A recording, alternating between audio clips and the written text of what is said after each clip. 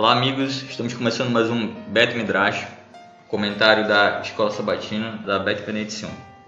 Estamos aqui hoje com William Cardoso e com Gade Pedrosa. Só faltou colocar o celular no silencioso, mas tudo bem. Então, começamos mais essa lição. O tema da lição é as escolhas que fazemos. E o verso para memorizar tá dentro desse contexto, que é Josué 24:15. Porém, se vos parece mal servir ao Senhor, escolhei hoje a quem se vai, se aos deuses a quem serviram vossos pais, que estavam da além do Eufrates, ou aos deuses dos amorreus, em cuja terra habitais. Eu e minha casa serviremos ao Senhor. Mas nós hoje estamos iconoclastas. Eu sugeriria outro verso para memorizar, que é Deuteronômio 30, verso 15. Vê que proponho hoje a vida e o bem, a morte e o mal. Se guardares os mandamentos do Senhor que hoje te ordeno, que ames o Senhor teu Deus, que andes nos seus caminhos e guardes os seus mandamentos e os seus estatutos e os seus juízos, então viverás e te multiplicarás. O Senhor teu Deus te abençoará na terra a qual passas para possuí-la. Tem uma frase do livro Mente, Caráter e Personalidade, na página 421, que diz o seguinte: todo o teu futuro será influenciado para o bem ou para o mal pelo caminho que você escolhe agora. E é justamente isso que se baseia o verso que nós lemos de Deuteronômio. Algumas pessoas elas acreditam que antes de uma pessoa nascer, toda a sua história já está determinada pelos astros, pelos signos, pelos genes da pessoa, pela genética, ou até mesmo o próprio Deus determinou seu futuro em linhas que não podem ser alteradas. E isso traz o ponto central da lição dessa semana, que fala sobre as escolhas, o livre-arbítrio, a escolha livre das pessoas. As pessoas que creem, por exemplo, em astrologia já nem pensam, né? São deterministas, né? Acreditando que o astro influencia sobre a vida delas, mas consequentemente e com certeza elas devem crer no livre-arbítrio, né? E elas nem pensam na inconsistência que existe entre esses dois tipos de pensamento, né? Uma linha determinista, né, de predestinação, mais ou menos assim, e uma outra que é você que determina o seu destino, né, o futuro. Mas olha, eu acho que esse é o primeiro ponto aí que é mais polêmico, né, que é legal de discutir, que é a questão do livre-arbítrio. A lição, pelo que ela parece transpassar, assim, o autor ele nem questiona nada, o autor já chega determinando o que é o livre-arbítrio, que todo mundo crê nisso, que todo mundo aceita o livre-arbítrio e que essa é a visão comum, então já está definido.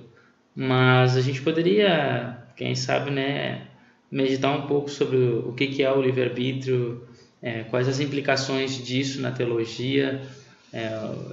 O Gade, né, fez a pergunta ali, livre-arbítrio, está escrito isso na Bíblia? Então essas questões são interessantes para que a gente possa ter uma noção do que está sendo tratado nessa lição, que vai falar muito sobre livre-arbítrio e consequentemente, né, tem a ver com isso a questão das escolhas, né?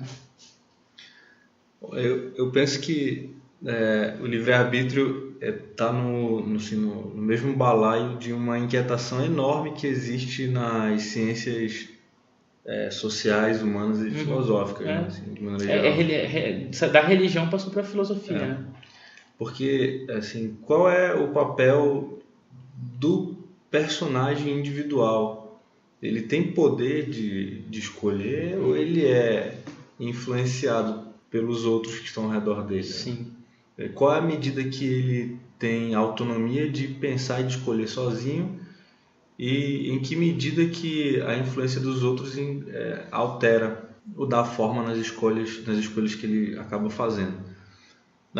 Eu tenho algumas opiniões que são, assim, obviamente por conta das leituras, né, acadêmicas e tal, a gente pensa algumas coisas que eu acho que na Bíblia a gente vai encontrando, assim, muito acalento para essas inquietações, porque não existe até hoje uma posição definitiva, até porque é o papel da ciência mesmo não ter uma posição definitiva, né, fechada. A ciência ela é aberta, sempre foi aberta, e ela permite diálogos, e estimula os diálogos, né, e estimula a iconoclastia, como o Jonas estava propondo aqui em um verso alternativo para memorizar essa semana. A ciência tem esse mesmo papel, é fazer as pessoas pensarem de maneira autônoma, de romperem com os paradigmas. Então, não existe um paradigma a respeito de se nós somos autônomos escolhendo ou se nós somos influenciados pelos outros. Essa é uma grande pendenga que existe. Eu acho muito legal essa discussão. Pois é, o livre-arbítrio ele começa com Agostinho, né? Agostinho escreveu um livro chamado Libero Arbitrium, e no livro que ele escreveu, na verdade, ele está tentando responder ao problema do maniqueísmo, né? Que é essa questão dicotômica, né? da realidade, o bem e o mal, é bem platônica, na verdade. E aí, então existe um deus da luz, o deus das trevas, né? Que é um pensamento persa. E nessa questão da origem do mal, que provém de um ser maligno e tal, o ser das trevas, Agostinho, na época dele, tentando responder, né, de onde é que vem o mal, qual é o problema do mal, né, a questão do mal, que envolve a Teodiceia, ele responde, né, nesse livro que o problema do mal não é de Deus. Deus não é o causador do mal, Deus não é o realizador do mal, mas sim os seres humanos.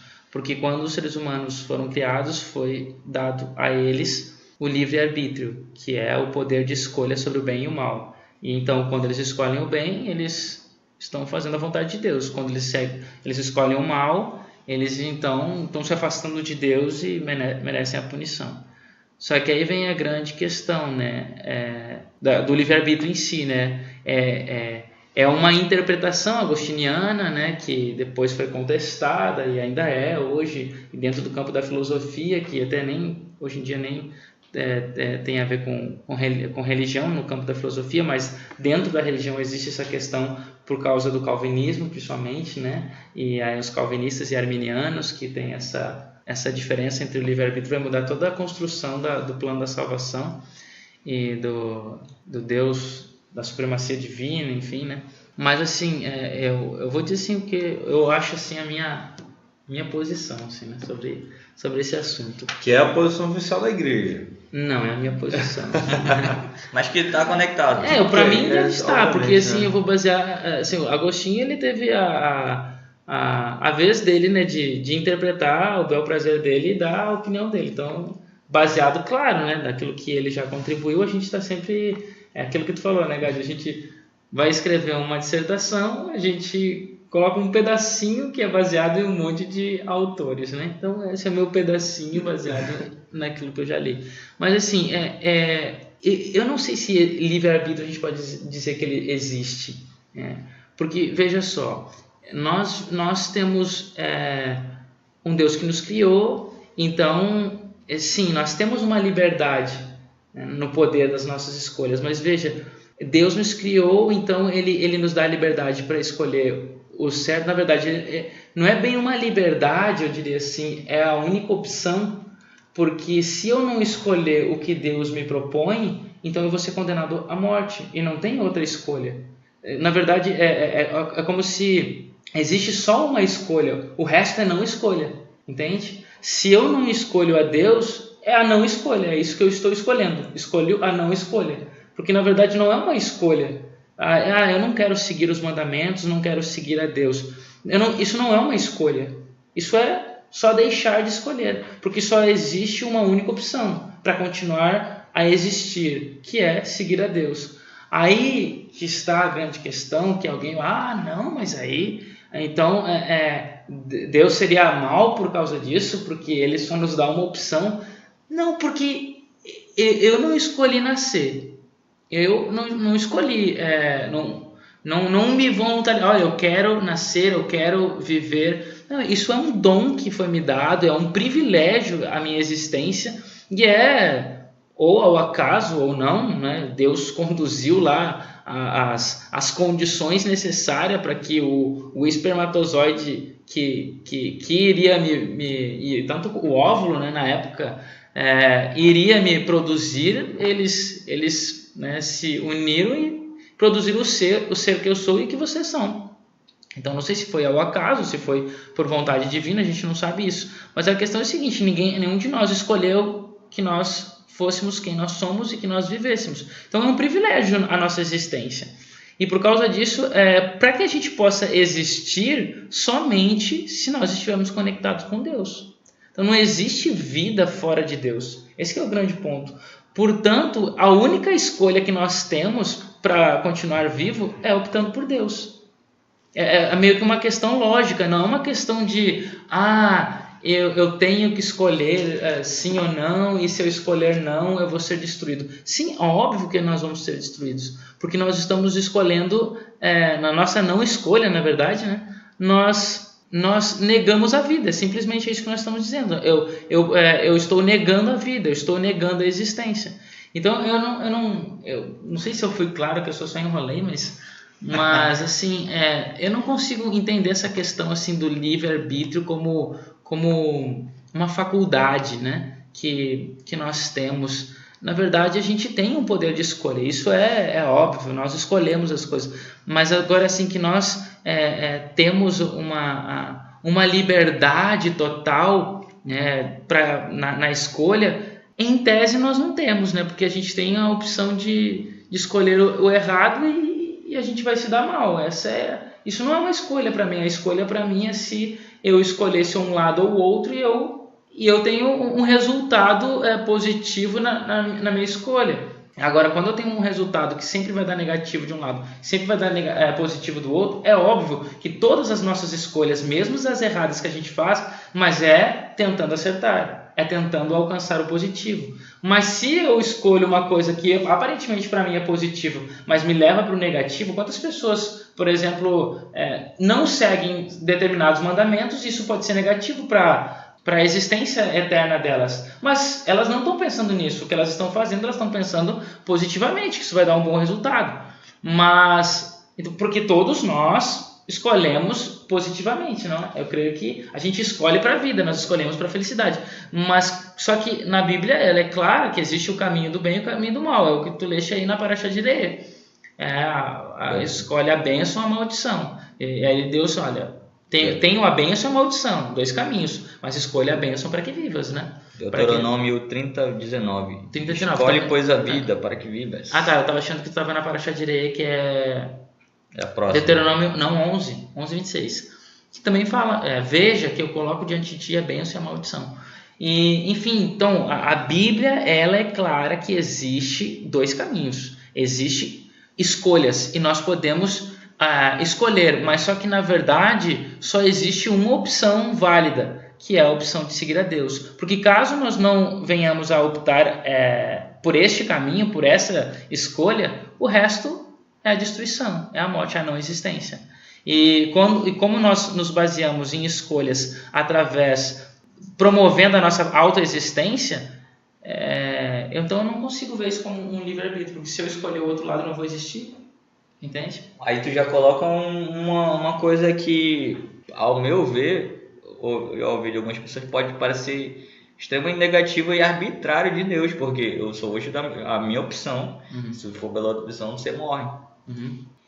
O que eu quis dizer ali não é uma questão de que Deus ele seria, como é que tu disseste? Arbitrário. Tu escolhe tu escolhe o que eu estou te oferecendo, tu morre. Não, é uma consequência, como é que eu digo assim, uma consequência sine qua non, sem a qual não existe. Não tem como eu escolher outra coisa que não for Deus, porque eu fui criado por Ele, entende? Então, obviamente, nós temos essa ilusão de que nós podemos escolher outro caminho e nós vamos nos dar bem. E não existe essa opção, entende? Na perspectiva da Bíblia, existem 2 opções. Nesse sentido, assim, olha, eu tenho 2 caminhos. Mas o outro, na verdade, o caminho que não segue a Deus, não é bem uma opção. É um suicídio, entende? É um suicídio. Ou nós vivemos ou nós morremos. Então, só que todos nós queremos viver, exceto as pessoas que de fato querem morrer, né, como o kamikaze, um um suicida porque ele desistiu da vida, porque a vida não faz mais sentido para ele. Mas com exceção disso, nós buscamos o nosso corpo, até mesmo para um suicida, para um kamikaze, na hora emocionalmente e fisicamente o que está acontecendo é em prol da vida. Nosso corpo busca pela vida. Então, em todas as nossas escolhas racionais ou até mesmo irracionais, né, levando para o lado emocional, todas elas vão ser sempre a favor da vida, mesmo que aquilo que nós estamos fazendo não vai nos dar vida, não vai nos levar à vida. Um fumante, por exemplo, a pessoa fuma porque lhe traz prazer, e é um tipo de vida, é um tipo de existência que ele está buscando, numa vida com prazer, numa vida de felicidade. Aquilo ali traz algum conforto para ele, mas ao mesmo tempo aquela escolha, claro que a gente sabe disso hoje, pela nossa ciência, aquela escolha está levando ele para a morte ou para algum tipo de doença que ele vai adquirir. Mas veja, todas as nossas escolhas de alguma forma elas são guiadas pela vida, com a busca da vida, né?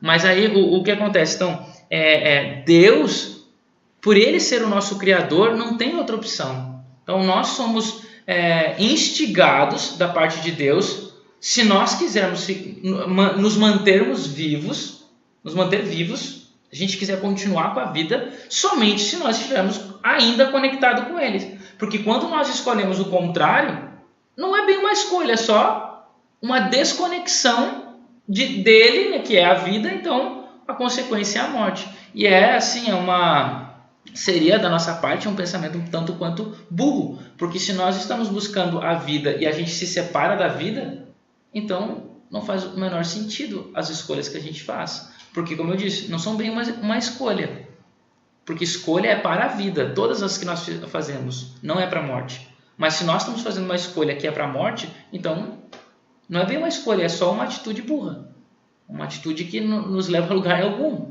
Então não faz o menor sentido. É por isso que eu quero dizer o seguinte: Deus não é tirano, ruim, porque Ele nos dá uma única opção. É porque essa única opção não faz sentido se você escolher o contrário. Porque se eu quiser manter vivo e Ele que é o ser que produz a vida, aonde que eu vou me conectar então para que eu continue vivo, já que eu estou escolhendo o contrário, me desligar dele? Entende?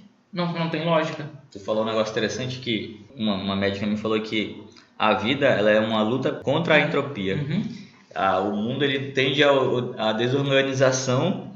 O teu corpo ele sempre vai fazer a escolha de estar vivo, né? Por mais que conscientemente tu faça alguma coisa que faça mal, mas o teu corpo está sempre produzindo coisas para te manter vivo, né? Tá lutando contra as doenças, contra alguma substância ruim que você coloca no seu corpo. Ele está sempre se adaptando para te manter vivo. Bom, o pensamento humano, nós encontramos diversas vertentes de pensamento humano, né? Não existe uma uniformidade no pensamento. As pesquisas, especialmente em filosofia e em sociologia, apontam diferentes formas de pensamento e a gente compreende de maneira muito óbvia, né, que dependendo do contexto histórico, social, comunitário, os pensamentos são distintos.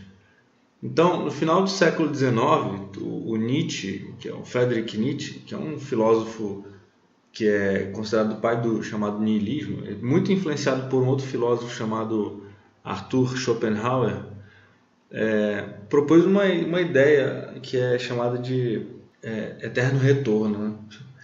E aí tem um livro que chama Gaia Ciência, e aqui, veja só, eu estou citando isso a nível de citação mesmo, né? Não é uma recomendação para ninguém pensar desse jeito, por favor. Lembrando que o Gade é estudante de mestrado de Sociologia, né?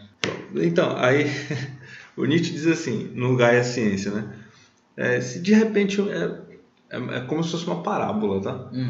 Não me entendam mal, porque as expressões que ele usa de repente podem ser entendidas de uma forma nociva e ofensiva, sim, né? Então ele diz assim: se um gênio, em algumas traduções diz se um demônio, ou se um gênio aparecesse para você, é o mesmo demônio de Descartes, né? E do Goethe também, né? Do Fausto de Goethe, né? Do Dante também, né? Que é o Mefistófeles. Sim. Ele diz assim: então o Nietzsche diz: se um demônio aparecesse para você e dissesse: essa vida que hoje você está vivendo, você está condenado a vivê-la infinitamente da mesma forma que você vai estar vivendo. É como se você está vivendo aqui de um jeito e quando essa etapa da sua existência chegar ao fim, você vai recomeçá-la. E você vai viver do mesmo jeito que você viveu a sua vida agora. Sim. Então é como se fosse uma ideia de um ciclo sem fim de repetição, né? É como se você apertasse o botão de loop, de repeat, né? Então você fica repetindo. E aí é como se você não tivesse opções de fato. Bom, mas o Nietzsche... Só que ele é determinista. Exato. E o Nietzsche tem uma proposta. Toda a filosofia nietzschiana, que é o chamado niilismo, ele é pessimista. Ele está dizendo que não importa o que nós fazemos, o que nós pensamos, a nossa vida é mais preenchida por sofrimentos e desprazer do que alegria e prazer.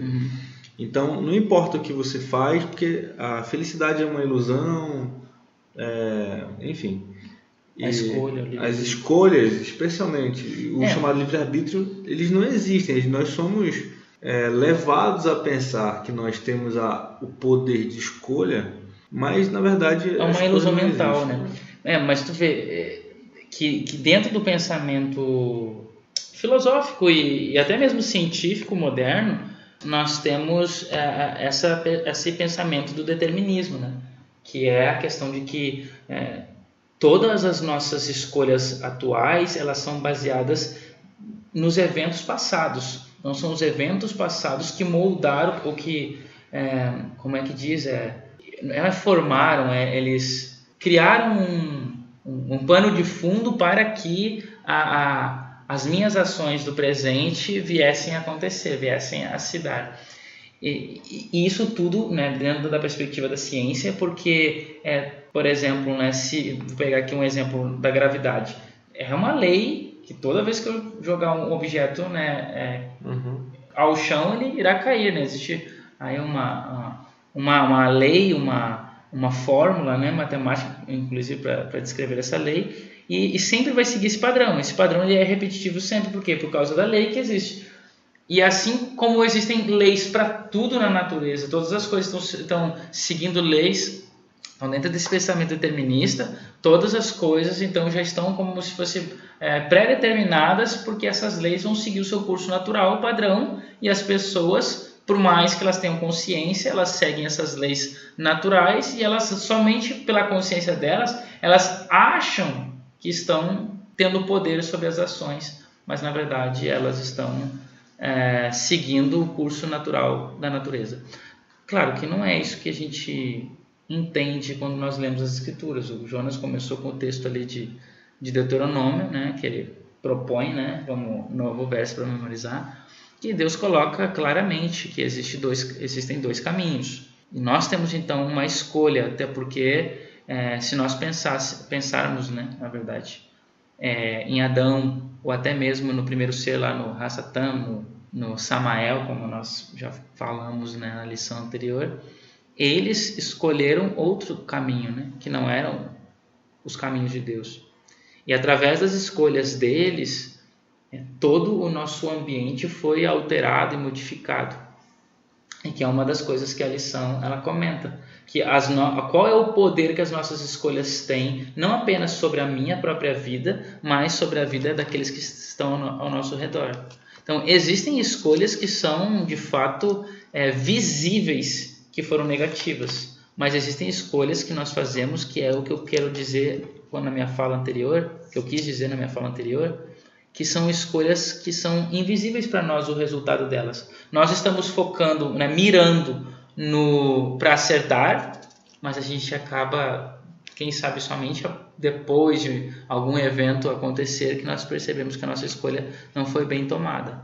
Então, por exemplo, se eu... É claro, né, que existe, acho que a gente podia colocar que existem dois tipos de escolhas. As escolhas simples e as escolhas complexas. Eu colocaria dessa forma. O que é uma escolha simples? Por exemplo, qual é a roupa que eu ia vestir para estar aqui hoje? Vou vestir calça, está chovendo, vou levar o guarda-chuva, não vou, porque eu vou sair do carro, minha distância do carro até o abrigo é pequena, não preciso do guarda-chuva. Então, tudo isso a gente calcula, às vezes, né, praticamente...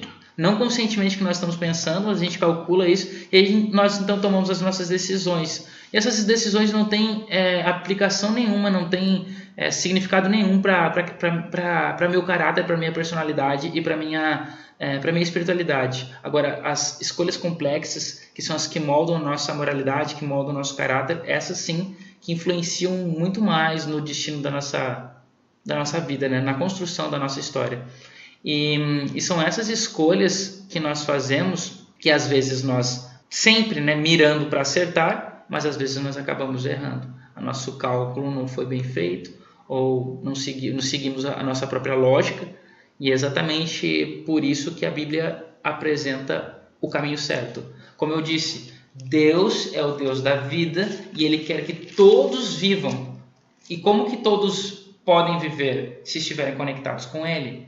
Porque fora dele não existe vida. Então, no momento em que eu não fizer a escolha da vida, eu somente não estou escolhendo.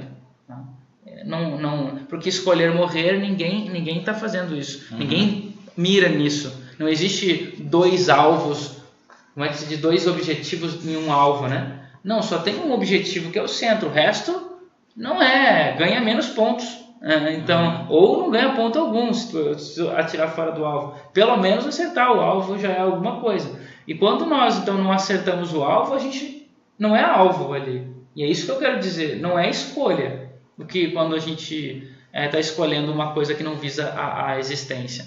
E portanto, aí eu até vi aqui uma pergunta, né? Não sei se foi o Gatti que fez ou se alguém que fez para ele, que é aqui, né? Quantas são as nossas opções, né? Como é que nós podemos fazer escolhas certas dentro das opções? Tá. Então, eu estava lendo um comentário sobre a lição que diz que Jó sofreu bastante e ele, quando recebia as notícias que deviam fazer ele sofrer muito, da perda dos filhos, da perda dos bens materiais, etc., ele orava. Então, nos momentos de muita dificuldade, ele orava. E aí, o comentário também citava José. Então, José também orava. José era profundamente piedoso, né? Tanto que ele recebeu um dom muito bonito, que era de poder interpretar sonhos e de ser muito mais capaz intelectualmente do que os outros ministros do rei, né? E aí a proposta da lição era que essas boas escolhas elas são feitas a partir da constância. E aí eu achei interessante porque a lição de todo trimestre fala sobre ciclos, mas parece que o sucesso está na constância, mas não é constância de qualquer coisa, é a constância de comunhão com Deus, né? Eu achei isso muito curioso. Então, passaram por ciclos de dificuldade, tanto Jó como José, mas eles já atravessaram um ciclo de dificuldade sendo constantes em comunhão. Eu achei isso bastante interessante. Pois então, a questão de como que nós conseguimos, qual é a opção que nós devemos fazer e como que nós conseguimos, como é que é a tua pergunta, fazer a escolha certa, né? De acordo com a Bíblia, depois do pecado, a nossa natureza foi modificada para o mal. Nós nascemos em pecado, né? Me concebeu a minha mãe. Por mais que nós, conscientemente, né, nós visemos alcançar o alvo para a vida, para a felicidade, para aquilo que nos vai gerar mais felicidade possível, no entanto, por causa da natureza pecaminosa que nós temos, todas as nossas escolhas são para o mal. Nós não fazemos escolhas espiritualmente conscientes para seguir a Deus. Geralmente, se nós fôssemos, né, deixar viver por nós mesmos, pela nossa própria conta, nós vamos sempre fazer escolhas que vão nos levar para a destruição, que vão nos levar para o mal, que vão acabar com o nosso corpo ou que vão acabar com a nossa existência de alguma forma. Principalmente com essa questão que nós estamos falando, que nós estamos discutindo, que é visando a eternidade, visando estar com Deus, viver com Deus. Então, essa escolha, as decisões que nos levam a este resultado, geralmente nós nunca vamos alcançar, não por nossa própria conta. E é por isso que é interessante que os 10 mandamentos, que a gente já viu isso, né, na lição de Apocalipse, os mandamentos são o caminho pelo qual nós devemos passar para alcançar o meio, né, não é o fim, mas é o meio pelo qual eu passo para alcançar o objetivo, faz parte do caminho, passar pelos pelos mandamentos. E ele como é que começa os 10 mandamentos? Começa assim, né? Eu sou o Senhor teu Deus que te tirei da terra do Egito, da casa da servidão. Então, não terás outros deuses diante de mim. Não farás para ti imagem de escultura. Não falarás meu nome em vão. Enfim. O interessante nessa declaração inicial que é apresentada ali no versículo 2 do capítulo 20 de Êxodo, que é eu sou o Senhor teu Deus, que é o início, né, dentro até do pensamento judaico, esse é o início do mandamento. Eu sou o Senhor teu Deus. E é através de Deus ser o meu Senhor, e essa é uma interpretação bem plausível, que por Deus ser o meu Senhor, foi Ele quem me libertou do Egito e é Ele que vai me auxiliar no cumprimento dos mandamentos. É como se eu sou o Senhor teu Deus, que te tirei da terra do Egito, da casa da servidão. Por isso, tu não irás ter outros deuses. Não irás fazer imagem de escultura, né? Não falarás o meu nome em vão. Por quê? Porque eu vou te ajudar a alcançar essas coisas. Pela influência divina que nós fazemos as boas escolhas, não é pela nossa própria conta. E aí que está outro ponto que vai ao contrário do livre-arbítrio, da visão agostiniana que eu estou falando aqui. Porque de acordo com Agostinho, se bem que Agostinho depois ele vai acabar fechando nisso, né? Mas ele fala, né? Então nós temos a liberdade de escolha, mas o que nos faz escolher o bem é a graça divina. Mais ou menos isso que ele coloca. Agora, o que eu acho que ele erra aí, ou que ele se contradiz, é que se é a graça que me faz escolher o bem, então não sou por mim mesmo que eu estou escolhendo o bem. Então esse livre-arbítrio não parte de mim, depende de Deus. Entende? Então, no nosso pensamento atual, quando nós falamos essa palavra livre-arbítrio, nós temos o entendimento de que as escolhas vêm de nossa própria força. Embora Agostinho, ele disse, né, e eu acho que nesse ponto ele está certo, que é baseado na graça divina, na misericórdia divina. E essa misericórdia a gente entende, né, através do Espírito Santo, que é quem preenche o nosso coração, importuna a nossa mente, para que então nós venhamos a escutar essa voz e inconscientemente, né, isso não é algo consciente na nossa cabeça, as decisões muitas vezes são tomadas de forma muito rápida. Mas é através do Espírito de Deus, esse Espírito que foi prometido por Yeshua, que ele então penetra no nosso coração e nos faz decidir para o bem, para o que é certo. Porque se nós fôssemos por nós mesmos, nós nunca iríamos alcançar o bem. Lembra, por exemplo, a questão do faraó do Egito. Deus disse, eu vou endurecer o coração de faraó. Essa expressão, embora tenha ali um jogo de palavras com cultura lá, mas a ideia da expressão é que Deus ele retirou a sua influência sobre as decisões de faraó. E faraó foi deixado por si. E quando ele é deixado pela própria conta dele, o que acontece com ele? Ele não toma nenhuma decisão que leve à vida, ele só toma decisões que promovem a morte tanto dele quanto do povo dele. E por quê? Porque ele resistiu ao poder de Deus de tal forma que Deus entendeu, olha, não adianta a minha influência, não adianta eu tentar, porque ele já decidiu no coração dele que ele não quer me ouvir. Então, ele vai seguir pela sua própria força. Aí sim, agora seria um livre-arbítrio. Mas só que, na verdade, não é um livre-arbítrio, porque ele só escolhe o errado, ele só escolhe o caminho ruim. Ele dá lapsos, né, de talvez escolher um bom caminho quando ele diz, ele muda e diz, ok, podem sair, mas depois ele volta atrás, não vão sair mais, e aí lá vem mais praga. Entende? Então a questão é, para que nós venhamos a tomar boas escolhas, não é bem, na verdade, eu que faço as boas escolhas, é Deus que me incentiva a fazer as boas escolhas. E o poder que ele me fornece me ajuda a executar essa boa escolha. Mas agora, o nosso único poder nesse processo aí, que isso vai construindo toda a nossa história, porque é isso que nós estamos estudando, é permitir que Deus trabalhe no nosso coração. Essa é a nossa escolha, na verdade. Essa é a nossa única habilidade, né, que nós temos. Naturalmente, visamos a felicidade, mas a gente está sempre errando. Então Deus, na misericórdia dele, por amor a nós, mesmo que a gente não mereça, nos fornece o Espírito, nos fornece, né, a sua graça, de tentar nos auxiliar a acertar, tá, ok, olha, vocês não estão entendendo como é que funciona, então eu vou mostrar para vocês. E aí, nisso, nós podemos ceder para a vida ou continuar indo com a morte, que é a nossa destino natural. Só que o interessante, né, nisso, então, o grande mistério aqui que eu acho, o que nos faz escolher a Deus? Como é que nós escolhemos a Deus? Como é que a gente consegue ouvir essa voz e decidir por ela? Esse talvez é o grande que aí, né? De question, né?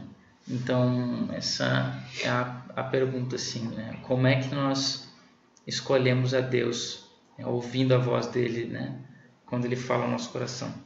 E isso eu creio que, não sei se tem uma explicação, mas para mim, por enquanto, é um mistério, cara, como é que a gente escolhe isso, né?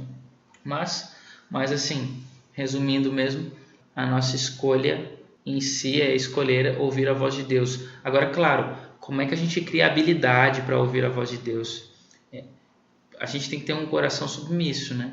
E para que a gente consiga ter esse coração submisso, somente se nós aceitarmos ouvir a palavra de Deus, porque esse é o lugar onde nós temos as orientações para fazer as escolhas para Deus, em prol da vida, não daquilo que nós achamos que é vida, mas daquilo que Deus define como vida, e através da comunhão pela oração. Na palavra de Deus nós ouvimos Ele falando, na oração nós então falamos com Ele. E essa dinâmica de oração e palavra de Deus vai, quem sabe, moldando cada vez mais, né, no nosso processo de conversão e de comunhão com Deus, vai nos ajudando a decidir melhor e a ouvir mais ainda, né, com mais compreensão a voz de Deus e assim tomarmos boas decisões. Mas agora, o que inicialmente nos leva, esse é um mistério, né? Eu estava pensando que existe uma oração no Yom Kippur em que nós oramos e que o nosso coração é mau o tempo todo. Uhum. Então, nosso coração é mau o tempo todo. E a gente não está habilitado a fazer boas escolhas. Mas aí, por outro lado, existe algo em nós que o salmista diz que Deus colocou a eternidade no coração do homem. Sim. Ou seja, é como se ele é a eternidade, ele é o pai da eternidade. Então, ele põe em nós, apesar do nosso coração ser mau, ele põe em nós o desejo desejo pela eternidade. A vida é eterna, portanto. Né? E eu acho curioso. Eu acho que tu desvendou o mistério. Especialmente, né? Porque tu estava falando sobre isso, né? Uhum. Eu tive uma epifania agora. É que o ser humano, por uma questão de sobrevivência, e o Jonas citou isso, né? Na conversa com a colega médica dele. O Maslow também diz isso na pirâmide de Maslow. A nossa necessidade mais básica é sobrevivência. Então a gente faz escolhas por sobrevivência. Certo. Então, o que nos motiva? Talvez seja inconsciente. Né? Porque na pirâmide que tu falaste de Maslow, é uma sobrevivência física, né? Exato. Luta física do corpo, né? Agora, o que tu está falando em relação a Eclesiastes é uma questão da sobrevivência espiritual, que é uma sobrevivência além do que a gente vive aqui, né? É porque essa é uma inquietação acho que de todas as pessoas que são conscientes, né? O que existe... não tem uma... O que existe depois da existência? Tem acho que é uma fala da Helen Keller, que surda e cega, né? Sim. E, consequentemente, muda, né? E aí ela foi instruída lá por Annie Sullivan, que foi uma enfermeira, a babá dela lá, e que auxiliou ela na questão da compreensão da realidade, mesmo que ela tinha essas duas deficiências, né? E aí ela se formou em letras, se não me engano, né? E olha só, letras, né? E ainda foi a oradora da turma dela. E Helen Keller, depois eu sei que tem alguma coisa que eu li assim, ela foi entrevistada, e nessa entrevista perguntaram para ela, né, se ela cria em Deus, você nasceu cega, nasceu surda, né? Passou por muitas dificuldades e tal. E como você crê em Deus, né?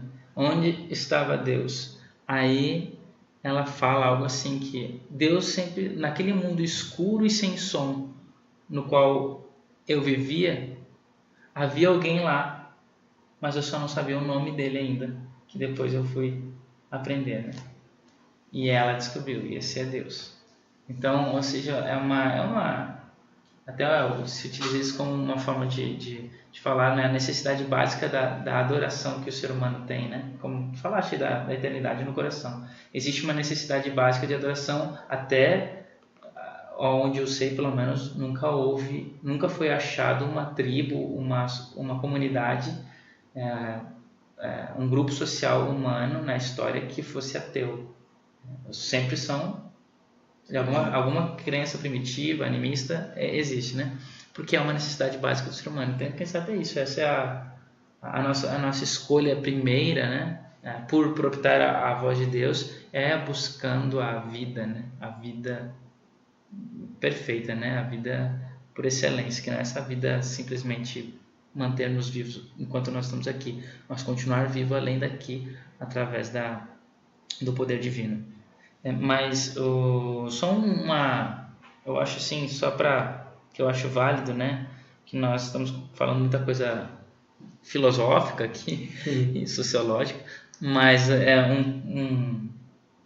uma sobremesa, né, que judaica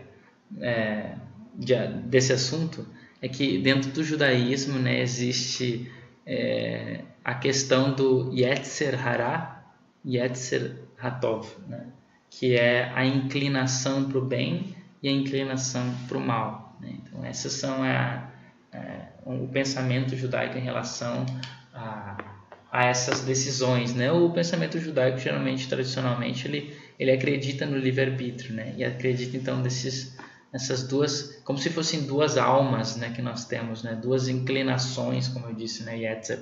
Então, são duas inclinações e aquela mesma metáfora de sempre, né? Aquele que você alimenta mais é o que vai dominar você, né? Que vai te construir, né?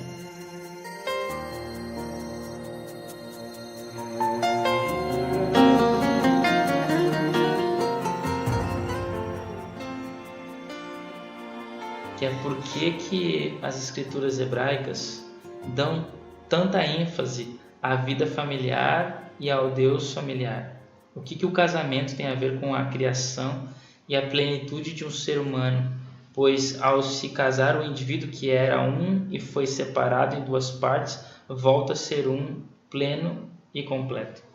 Você foi tu que criou essa pergunta, velho? Foi. Ah, tá. Muito legal. Às vezes eu escrevi isso, né? Às vezes o cara se supera, mano. Às vezes eu acerto. Não, olha.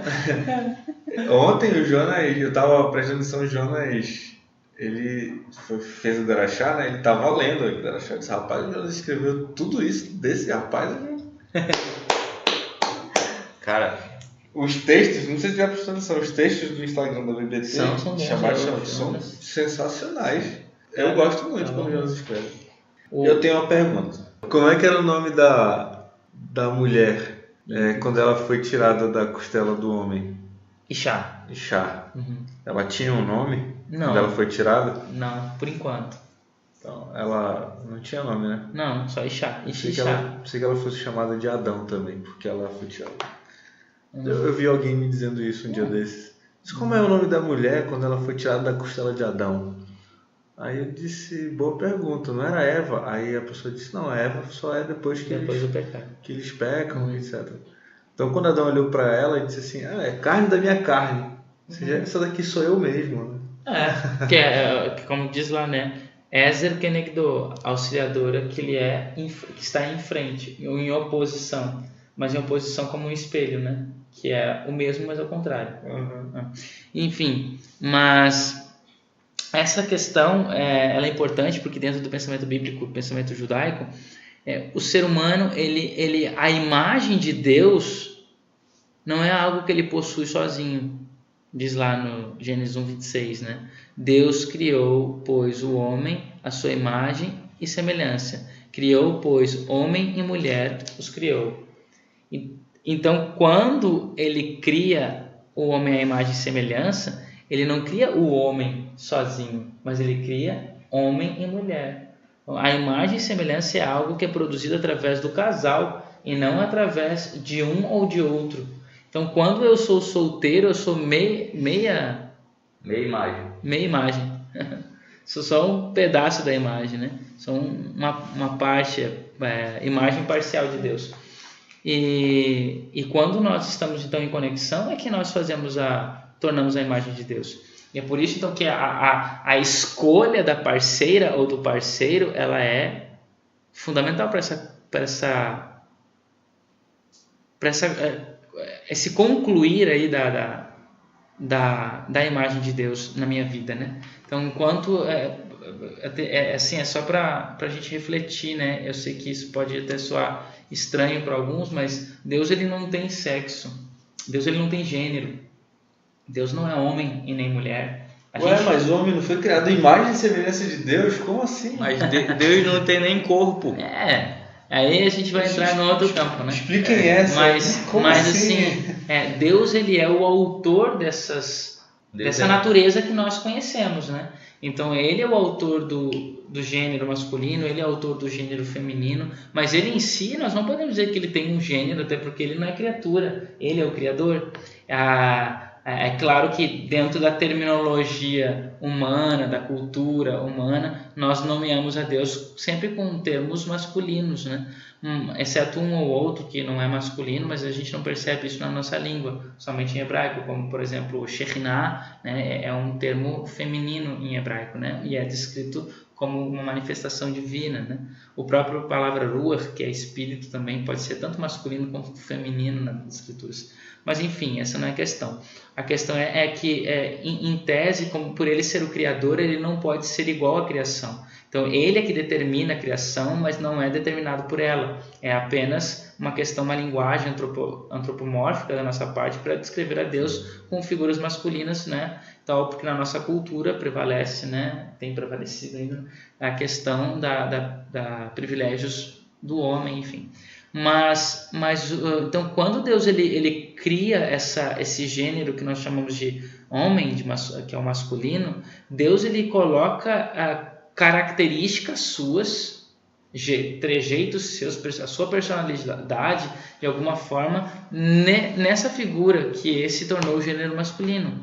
E outros jeitos seus, outras personalidades, características suas, ele colocou neste gênero que nós chamamos de feminino. Então, o homem ele possui isso que a gente chama, isso é coisa de homem, essas características, esse jeito do homem, o que torna aí a personalidade masculina, na verdade são coisas que Deus passou para nós. E a mesma coisa para a mulher. E quando nós estamos conectados é que nós então formamos a plenitude da imagem de Deus. Mas quando a gente está separado, nós, como eu disse, somos apenas metade da imagem de Deus. Por isso o casamento é a primeira ação divina em prol da humanidade. Ele construiu o homem, depois fez com que o homem percebesse a sua solidão, ele constrói a mulher, e quando ele constrói a mulher e o homem então percebe a mulher e fica feliz com isso, eles então são casados por Deus, né? Eles são conectados por Deus. Esse é o casamento que Deus faz ali. E essa é a grande instituição. E é por isso que o Shabat, que é a plenitude do tempo da criação, ele não é algo que se vive sozinho, né? Ele é algo que se vive em comunidade. É algo que se vive em família, especialmente.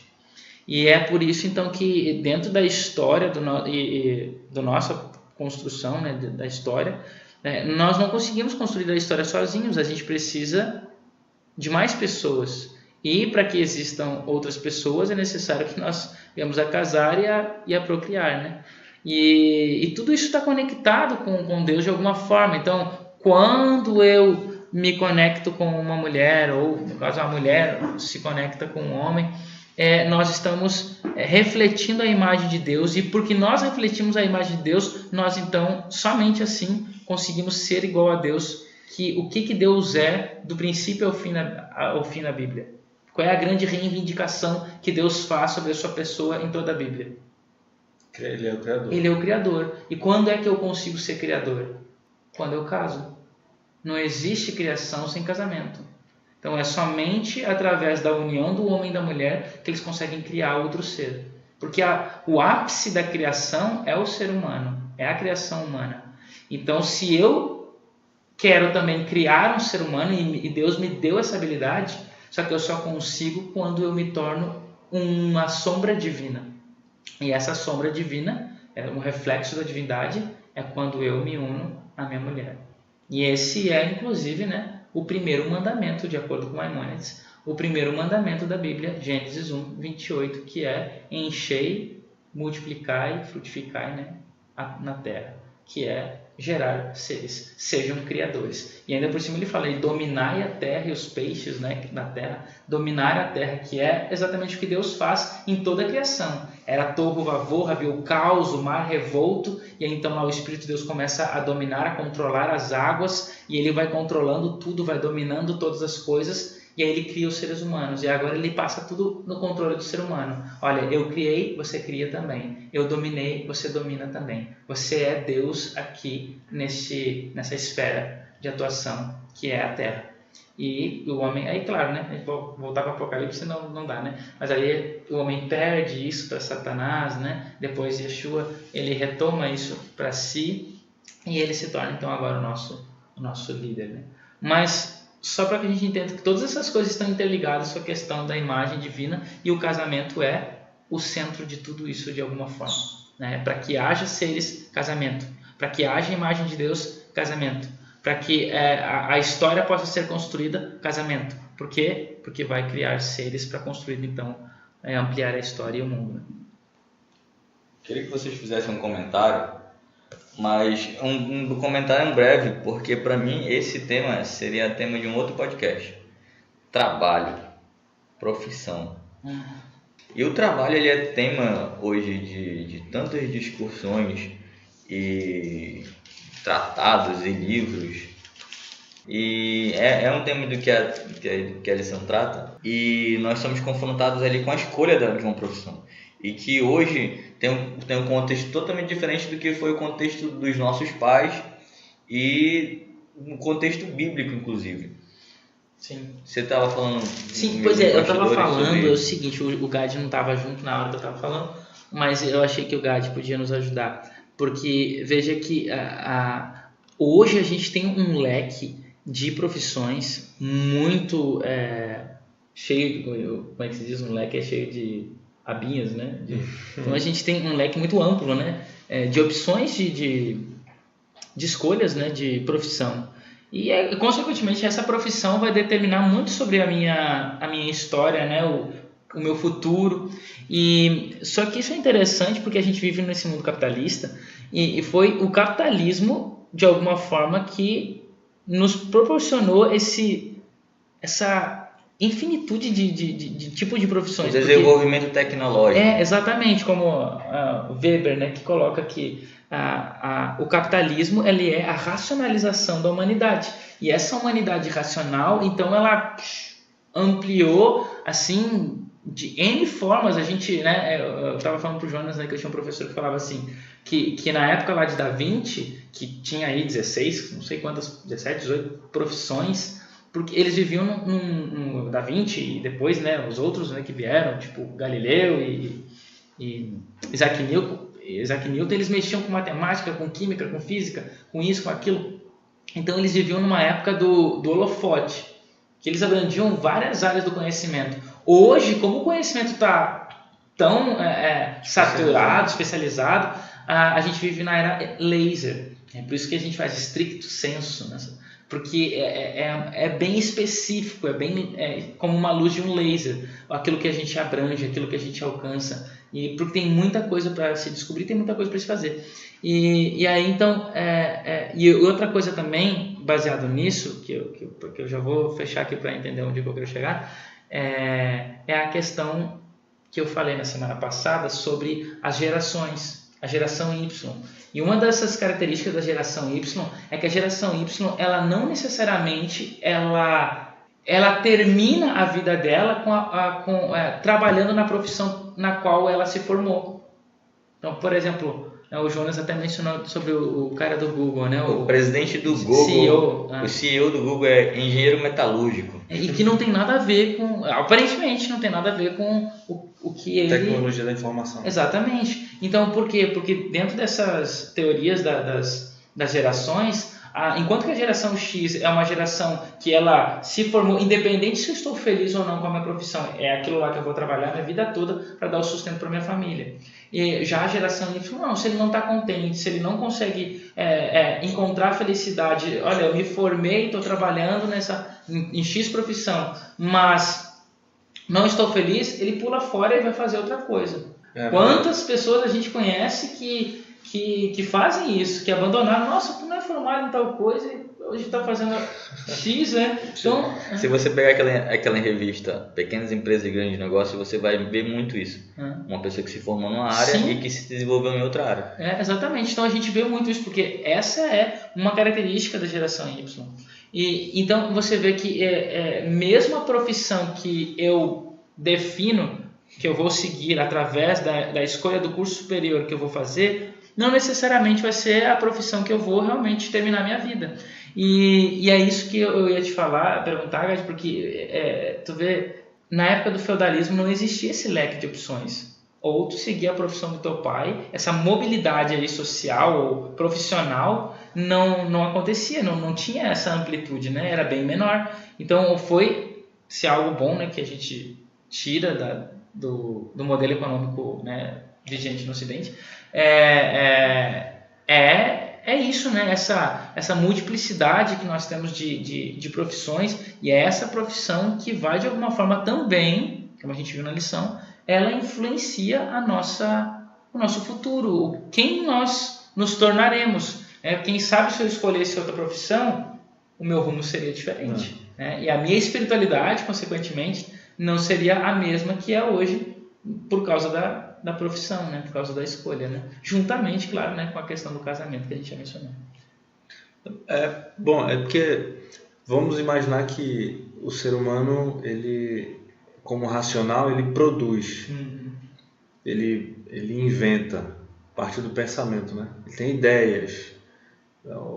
Tem um sociólogo, um filósofo que é central, assim, polêmico demais, mas ele é extremamente coerente em muitos aspectos para explicar o momento que a gente vive, né?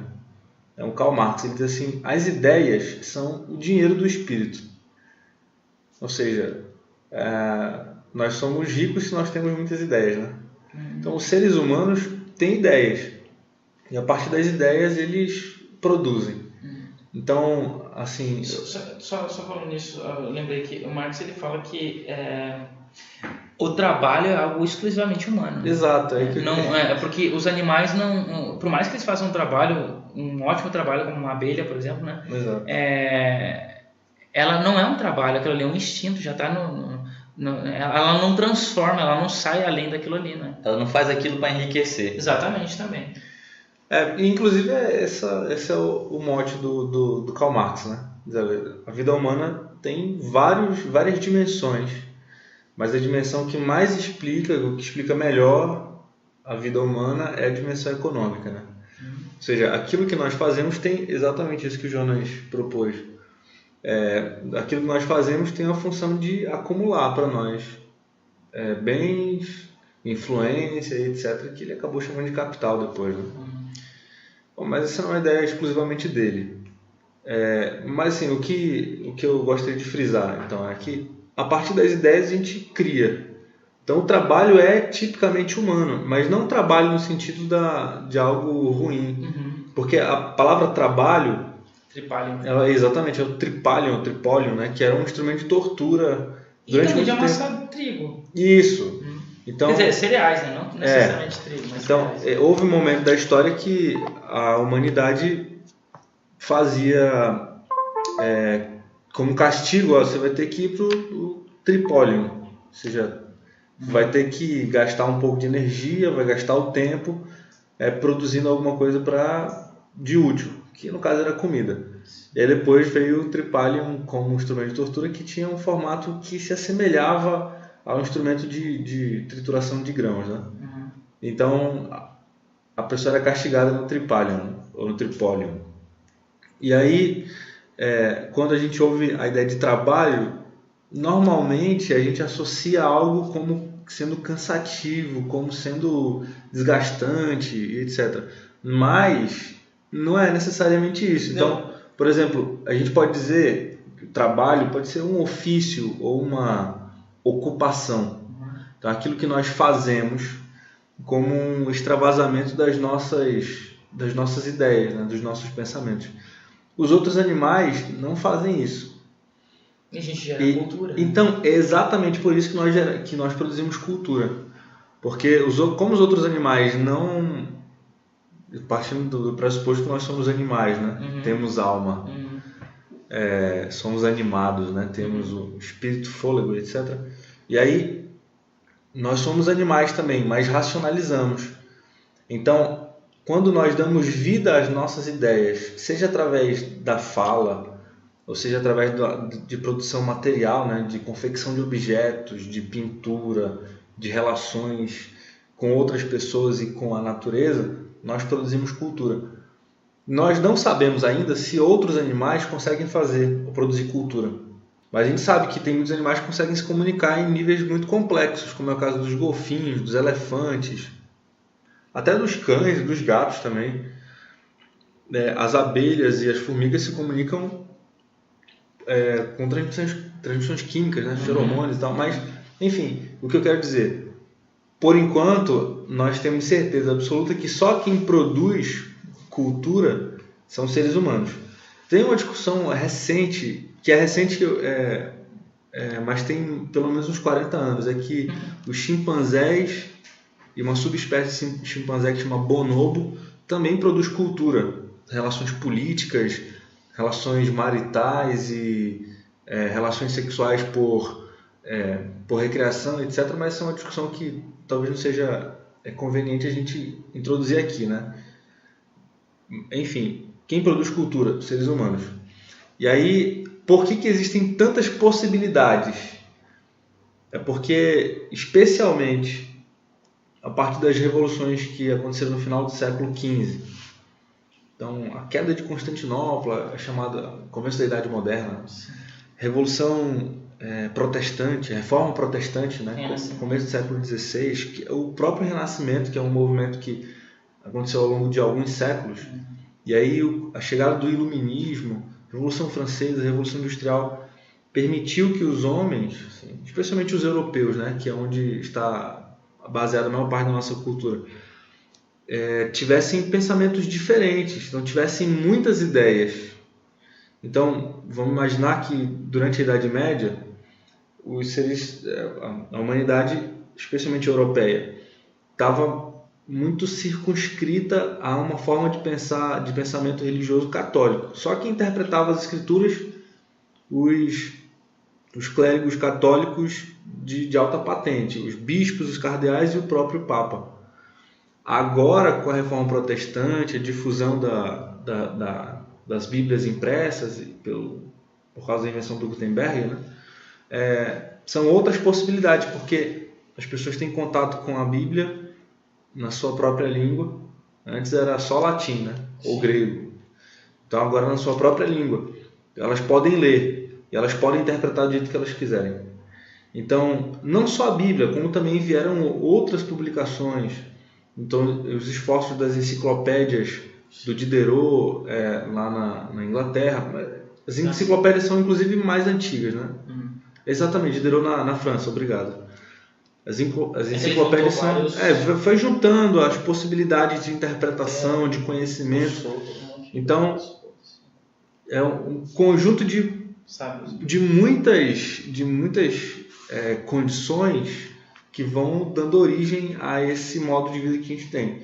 Então, vem muita gente das áreas rurais, se instala nas cidades, e aí o modo de vida é diferente, as necessidades são diferentes, então são inventadas coisas novas, são produzidos produtos para atender as necessidades. Então, as possibilidades vão sendo ampliadas, então é por isso que surgem tantas profissões. Eu estava aqui rindo que eu lembrei de uma coisa, né?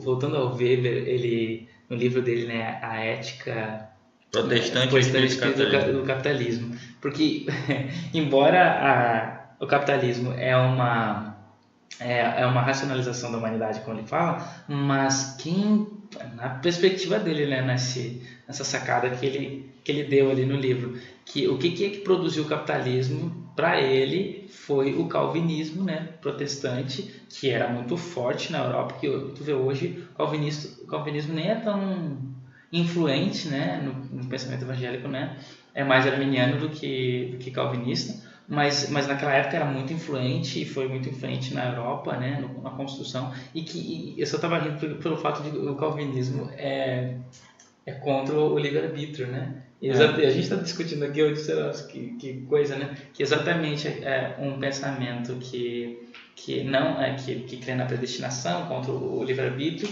e que foi o que produziu o capitalismo, que modificou totalmente a história humana, né? E que produziu esse leque de profissões gigantesco, e que hoje pela nossa escolha profissional, a gente acaba determinando o rumo da nossa vida de diferentes formas, né? E às vezes a gente modifica, como o que eu comecei lá na minha fala anterior, que eu me formei em tal coisa, mas pulei no decorrer da história para outra, né? Que o Weber, nessa explicação do calvinismo, ele fala que é uma explicação possível do calvinismo, né?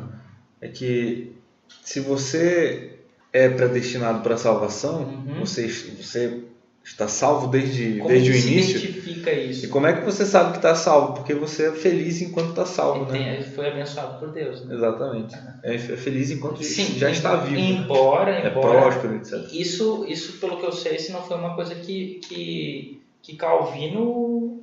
Não, é uma interpretação.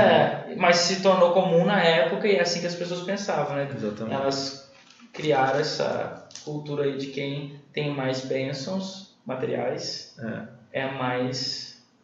Está quase certo de que é salvo, né? É predestinado. Predestinação. Tu falaste sobre o trabalho ligado com a palavra tribalho, né? De onde ela saiu. Eu lembrei de um TEDx do Roger Kepler. É um nome difícil de pronunciar. Eu vou deixar o endereço do TEDx do YouTube na descrição do podcast. É muito interessante, muito ligado com o que a gente está discutindo aqui. Eu só queria terminar aqui, né, só mencionando essa questão do trabalho, que a lição mesmo coloca que o trabalho foi algo que Deus, desde a criação, né, Deus ele planejou o trabalho como parte da vida humana.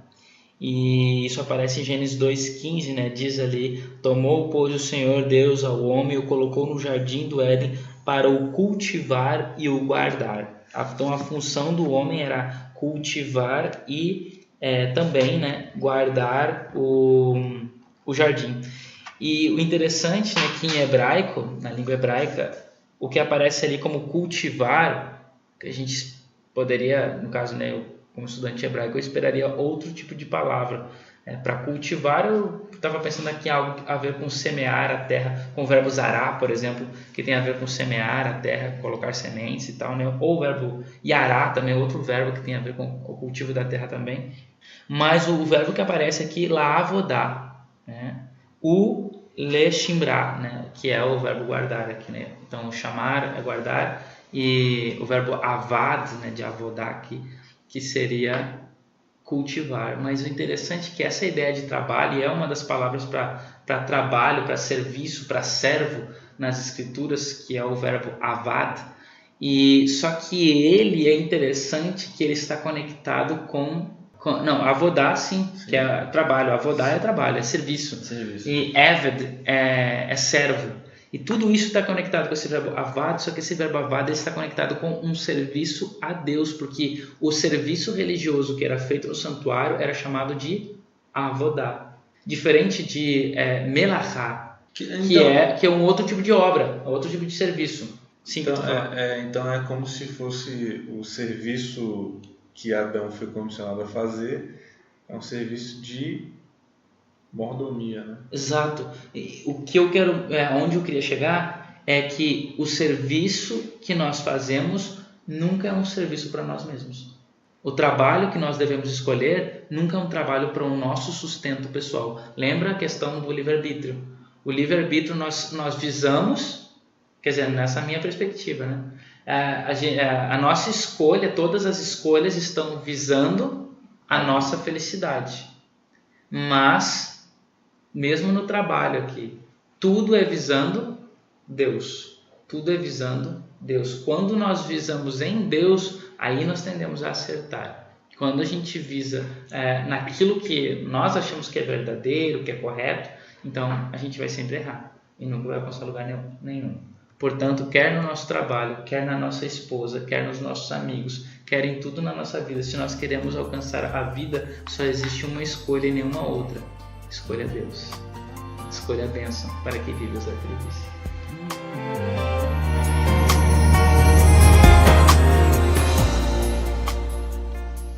Queria só terminar aqui com uma frase. A frase é a seguinte: você é a média das 5 pessoas com quem mais passa tempo. Interessante, né? Então, legal. Escolha bem seus amigos. É muito profundo assim. Eu tô pensando assim. Eu tô aqui pensando. Quem sou eu, né? Com quem você mais passa tempo. Então você é a média dessas pessoas com quem você mais passa tempo. O autor dessa frase é Jim Rohn. Ele é um empreendedor norte-americano. Ele é autor de alguns livros. Será que nós estamos passando tempo com pessoas que estão nos tornando pessoas melhores? Vale a reflexão aí. Todo fim de podcast, nós recomendamos alguns livros que estejam relacionados com a lição que nós estudamos ou com o tema do trimestre. Gad, qual é a tua recomendação? O livro O Shabat, do Rabino Abraham Joshua Heschel, e o livro Deus em Busca do Homem, também do Joshua Heschel, que são livros muito interessantes, muito curiosos a respeito desse assunto. Eu vou indicar aqui um livro legal que é relacionado a essa questão para que a gente aprenda a fazer boas escolhas e tal, né? Quer dizer, a única escolha, né? Que é o livro Educação. A autora é Ellen White.